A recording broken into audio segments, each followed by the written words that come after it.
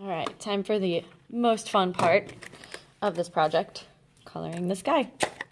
Remember with your oil pastels that you open these tabs first on both sides, unfold, and then slide them out. When you put it back together, remember to fold the package in half before you use the tabs to put them back in, okay?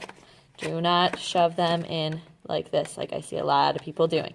Close it first. Okay, so I'm going to take my oil pastels out and find some colors that match the sky. Use the picture. All right, so there's a lot of light blues, whites, dark blues, and then we have yellow in the moon and the stars.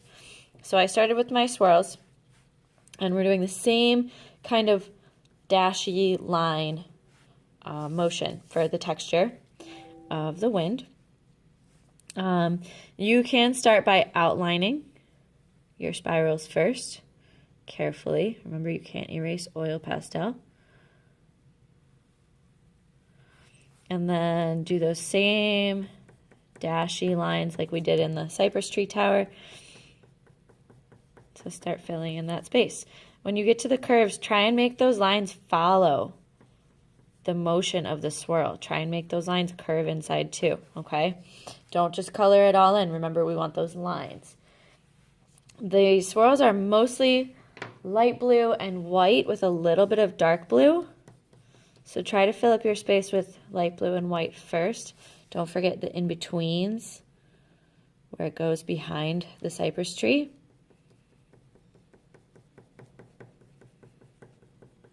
And then you can put in some dark blue after that. Make sure you keep it mostly light with just a little bit of dark blue.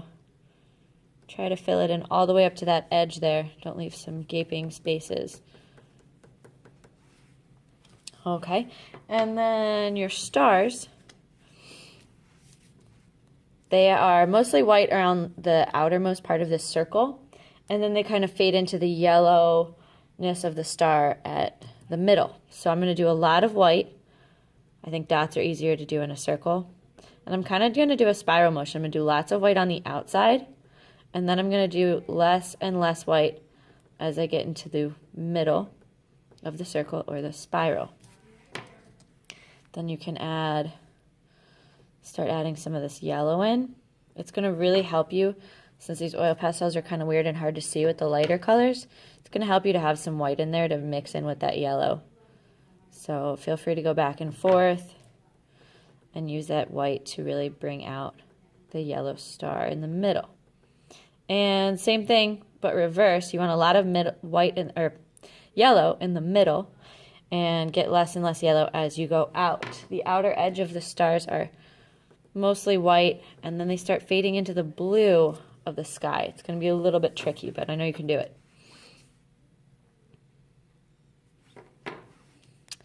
So, once you've finished the swirls and the stars, you need to make that moon. The moon has a lot of yellow in it. So I'm going to do some white just so that we can see that yellow better, but not too much. I can always add more.